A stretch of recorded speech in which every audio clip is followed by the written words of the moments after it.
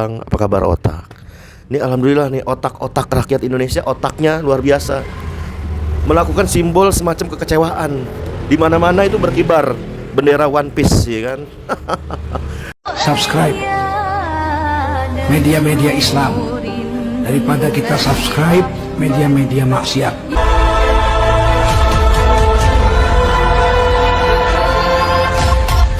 Bismillahirrahmanirrahim. Assalamualaikum warahmatullahi wabarakatuh. Jumpa lagi saudara Al-Fakir Abi Faisal pada kesempatan hari ini, hari Kamis 31 Juli 2025. Masih panjang umur perubahan, panjang umur perjuangan. Gak mau berubah, gak mau berjuang. Apa kabar otak? Ini alhamdulillah nih otak-otak rakyat Indonesia, otaknya luar biasa. Melakukan simbol semacam kekecewaan. Di mana-mana itu berkibar bendera One Piece, ya kan? Kok One Piece ya kayak sindiran gitu, kayak apa meme gitu. Aduh.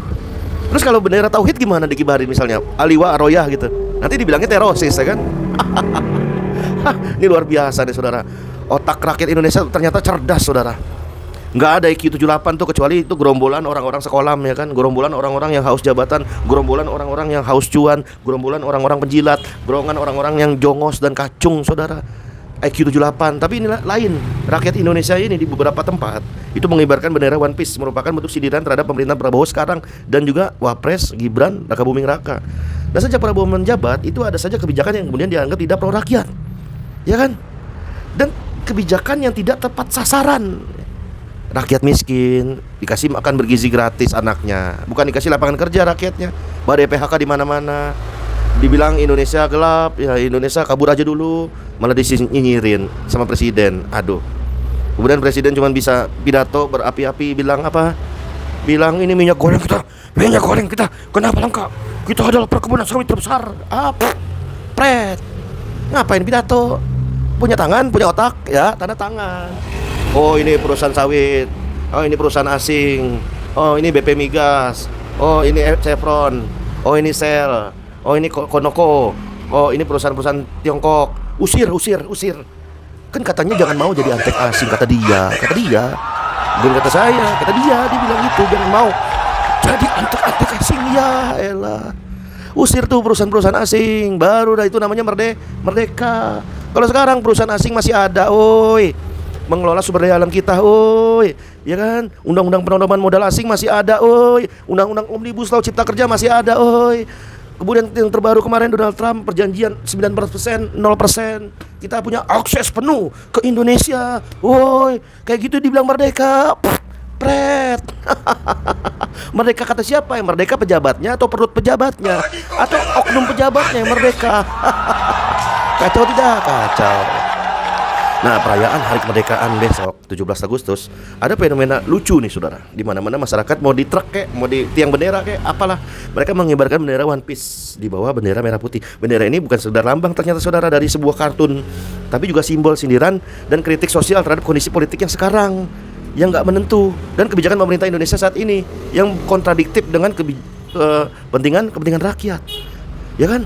Bendera One Piece yang dikenal sebagai Jolly Roger Crew topi jerami dalam anime itu dianggap sebagai masyarakat sebagai simbol perlawanan dan simbol kekecewaan, simbol ketidakadilan, penindasan dan moralitas yang dikalahkan oleh oligarki, kan. Nah, ekspresi kecewa rakyat biasa-biasa aja, harusnya diapresiasi karena rakyat pinter, ya kan, otaknya ada, dibandingkan dengan oknum pejabat yang diduga kuat gak punya otak, kan gitu kan. Apalagi berbagai macam kebijakan itu tidak timpang, kesenjangan sosial tinggi banget. Merdeka tapi bohong dong. Aduh, merdeka tapi bohong.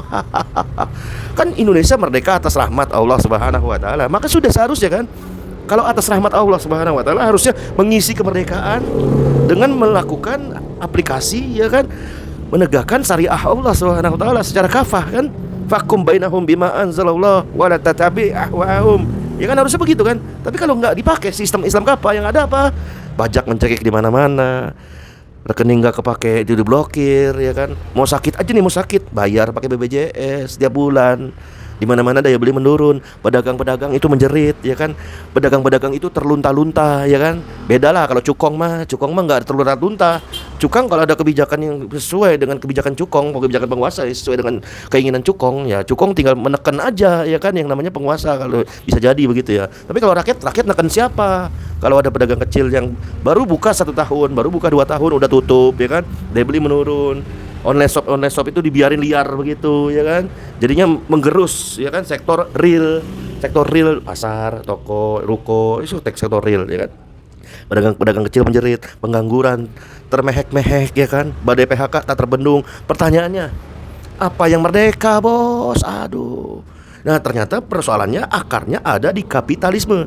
Kapitalisme itu di dalam negara kapitalis membolehkan kepemilikan pribadi atas sumber daya alam. Swastanisasi, privatisasi, cukongisasi, bohirisasi, bandarisasi. Semua hal-hal yang milik umum bisa dimiliki oleh cukong, dimiliki oleh perusahaan, dimiliki oleh asing, dimiliki oleh swasta, dimiliki oleh individu, kan gitu kan. Nah, itu kapitalis. Enggak peduli mau soal air ke, tambang ke, minyak dan gas ke, mau listrik ke, dan lain preketek lainnya. Padahal di dalam Islam sumber daya alam itu hukumnya haram jadah. Udah haram jadah lagi, haram jadah. Dimiliki oleh individu, dimiliki oleh cukong, dimiliki oleh asing, dimiliki oleh luar negeri, dimiliki oleh bandar. Apalagi dilegalisasi lewat aturan dan undang-undang yang pro kepada bandar, pro kepada cukong, ya kan nggak boleh. Jadi di dalam sistem Islam apa semua kekayaan milik umum atau yang menguasai hajat hidup orang banyak harus dikelola oleh negara untuk kemakmuran rakyat, untuk kemakmuran umat. Semua hasilnya harus dinikmati oleh sebuah yang namanya entitas negara. Siapa yang nikmatin? Rakyat, umat, ataupun non muslim sekalipun yang hidup di dalam sistem Islam kafah itu bisa menikmati hasil sumber daya alam. Coba kalau sekarang, wah ini ada pajak ini, pajak itu, sementara nanti ada bunga utang, harus bayar utang lagi, bayar bunga utang pakai utang lagi, ya kan? Di mana-mana utang, basisnya riba dan tentunya ya kan terjerat oleh riba. Ular kapitalisme ini menjerat sektor-sektor keuangan dan sektor-sektor ekonomi di negeri yang katanya mayoritas muslim. Ngeri. Utang terbaru sampai 10.000 triliun. Itu lunasnya kapan? H-1 kiamat juga nggak bakal lunas kalau sistemnya masih sistem kapitalis. Insya Allah. Tadi fenomena rakyat yang cerdas tadi mengibarkan bendera yang namanya One Piece itu semoga menjadi jalan buat mereka untuk benar-benar menginginkan perubahan ke arah sistem Islam kafah, bukan ke arah sistem kapitalis apalagi sistem komunis. Wassalamualaikum warahmatullahi wabarakatuh.